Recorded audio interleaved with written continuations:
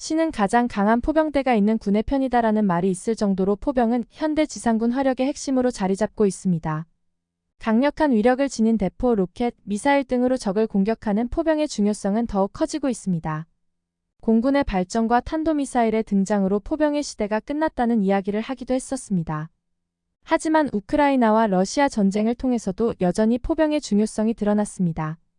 우크라이나 전쟁 상황을 조금이라도 체크해 본다면 확인할 수 있는 부분입니다. 현재 우크라이나에서 가장 활약하고 있는 포병 체계는 미국에서 온 하이마스 다연 장로켓입니다. 여기에 폴란드에서 온 K9 파생형 자주포 크랩이나 독일의 PGH-2000과 같은 155mm 자주포라고 전해지고 있습니다. 우크라이나에서 155mm 포탄을 계속해서 요청하고 있는 것도 현재 우크라이나군의 주요 화력 체계가 155mm 곡사포들이기 때문입니다. 그런데 우크라이나 전쟁이 생각했던 것 이상으로 장기화되면서 여러 문제에 직면하고 있었습니다. 특히 우크라이나에 투입된 이 곡사포들의 생각지 못한 문제가 발생하고 있다고 하는데요. 어떤 문제인지 확인해 보겠습니다.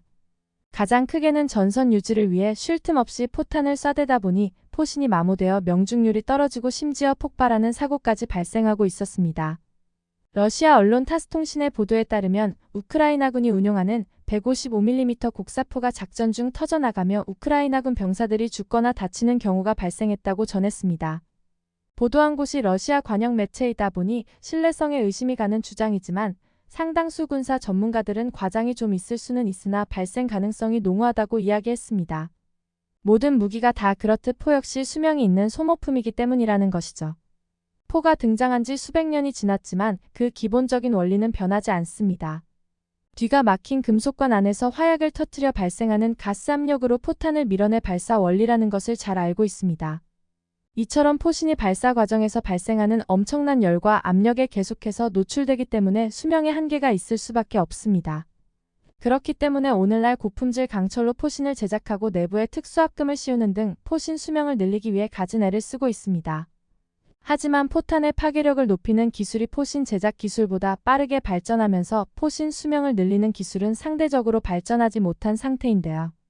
더욱이 장기간으로 치닫은 우크라이나 전면전에서는 이러한 문제가 두드러졌습니다. 계속해서 사격을 이어나가야 하지만 제대로 정비하기가 어려운 상황이라 포신의 내구도 문제가 불거지고 있었습니다. 이는 폴란드제 자주포 크랩의 포신이 깨지거나 심지어 두동강이 나버리는 경우에서 확인할 수 있었습니다. 그런데 이 크랩 자주포가 두동강이 나버리자 폴란드와 독일 사이에서 설전이 벌어지고 있었습니다. 크랩 자주포의 포신은 엄밀하게 따지면 독일제였기 때문이었습니다. 크랩 자주포는 폴란드에서 만들었습니다. 하지만 K9의 차체와 영국 AS-90 자주포의 포탑을 활용했습니다. 또한 독일 라인메탈사의 52구 경장 포신으로 라이센스를 얻어 생산해 폴란드에서 조립했을 뿐인 자주포입니다. 이렇게 만들어진 자주포이기 때문에 폴란드에서는 이번 포신 폭발의 원인이 독일의 포신 설계 자체에 있다고 주장하고 있었습니다. 하지만 독일의 입장은 달랐는데요. 폴란드에서 제대로 만들지 못했기 때문이라고 반박하며 설전이 오가는 상태였습니다. 그런데 우크라이나에서 독일제 자주포까지 연이어 망가지며 독일에서도 더 이상 할 말이 없어졌습니다. 세계 최강이라 널리 인정받고 있는 독일의 PGH-2000 자주포 역시 우크라이나에 공여되어 최전선에서 활약하고 있었습니다. 그런데 PGH-2000 역시 계속되는 장기간 사격에 문제점을 드러내고 있었습니다. 포신에 균열이 발생하거나 장전 장치에 문제가 생기는 등 잦은 고장을 일으키고 있었습니다. 크랩에 이어 PGH-2000까지 문제를 일으키며 독일 자주포에 대한 신뢰도는 바닥을 치고 있습니다. K9 자주포의 가장 강력한 경쟁자였던 PGH-2000의 추락은 기회라고 할 수도 있었지만 꼭 그런 것만은 아니었습니다. K9 자주포 역시 같은 상황에 투입되어 그런 문제에 봉착하지 않으라는 법이 없기 때문입니다. K9을 오랫동안 운용하며 지속적인 훈련과 실전을 통해 검증되었습니다. 그러면서 꾸준히 개량해 지금과 같은 명성을 얻고 있지만 우크라이나와 같은 전면전 상황에까지 투입될 기회는 아직 없었기 때문입니다. 독일에서는 K9 역시 하루에 200발에 가까운 사격을 실시한다면 포신의 문제가 분명히 발생할 것이라고 장담하고 있었습니다. 하지만 K9 자주포의 깊은 속까지 샅샅이 완벽하게 만들기 위해 어떤 노력을 기울였는지 알게 된다면 걱정하지 않을 것입니다. 얼마 전 국내 매체를 통해 K9 자주포의 신뢰성을 검증하는 테스트 현장이 공개되어 화제가 되었습니다. 바로 155mm 자주포의 포신과 포탄을 테스트하는 다리꼴 시험장이었습니다. 강원도 인제군 서화면 천도리에 위치한 국방기술품질원 국방종합시험센터 한편에는 탄약이나 화포의 사격 시험을 실시하는 시험장이 있습니다. 2015년에 완공된 이곳 시험장은 포를 실제로 사격해야 하는 만큼 인적이 드문 산골 깊숙한 곳에 위치해 있다고 하는데요. 이곳에서 가장 면적을 많이 차지하는 시험장은 현재 K9의 155mm 포신과 탄약을 테스트하고 있는 전천후 직사 시험장이었습니다. 관계자는 현재 K9 포신 수명을 늘리기 위한 기술 시험을 선보일 예정이라고 전했습니다. 이어 155mm 곡사 포탄을 사격해 포신 내 내경이 어떻게 마모되는지 확인하고 포신의 수명을 연장할 수 있는지 평가하기 위한 시험을 진행하고 있다고 전했습니다. K9 자주포의 첫 배치가 이루어지고 현재까지 24년이란 시간이 지났지만 더 나은 자주포로 만들기 위한 성능 개선은 한순간도 멈추지 않고 있다고 하죠. 특히 현재 심혈을 기울이고 있는 부분은 장기전을 대비한 포신 내부의 내구성을 증대하는 코팅 기술의 개발이었습니다. 현재 K9 자주포의 경우 포신 내부 강선이 마모되는 것을 막기 위해 포신 내부에 크롬 합금을 코팅하고 있습니다. 전기화학적으로 포신 내부에 크롬층을 전착시키는 방법이었습니다. 하지만 내구성에 한계가 있어 사격 시 코팅층이 박리되고 코팅 공정에서 발암물질과 환경 폐기물이 대량으로 발생하는 문제가 있었습니다. 따라서 국방과학연구소에서는 높은 연신율과 우수한 내식성을 가진 탄탈륨 합금을 코팅하여 포신의 수명을 연장시키는 기술 개발에 심혈을 기울이고 있습니다. 크롬을 대체할 금속으로 탄탈륨을 선택한 이유는 탄탈륨이 원소들 중 5번째로 높은 녹는 점을 가지고 있기 때문입니다. 크롬의 녹는 점은 1907도씨인 반면 탄탈륨의 녹는 점은 3017도씨로 뛰어난 고온 내마 모성을 가지고 있습니다. 이 때문에 탄탈륨 코팅 기술이 개발되어 적용된다면 K9 포신 수명을 눈에 띄게 향상시킬 수 있을 것으로 기대받고 있었습니다. 그리고 이를 위해 필요한 기술 개발 과제가 최근 마무리되어 이곳 시험장에서 탄탈륨 코팅이 적용된 K9 포신으로 검증 테스트가 진행되고 있었습니다. K9의 포신 내구성 강화는 K9이 다음 단계로 나아가기 위해서 반드시 성공해야 하는 과정입니다. K9의 사거리를 기존 40km에서 60km로 연장하는 사정거리 연장탄을 거의 개발 완료에 다다른 상황인데요. 하지만 포신의 내구성을 강화하지 못하면 사거리 연장탄의 도입은 불가능하다고 판단하고 있습니다. 사거리를 연장하기 위해선 더 많은 양의 추진장약을 사용해야 하죠.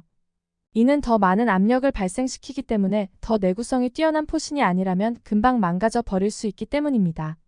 실제로 미국이 우크라이나에 지원 보낸 155mm 사거리 연장탄을 아무 곡사포로나 운용하다 사고가 발생했다는 보고가 전해지기도 했습니다.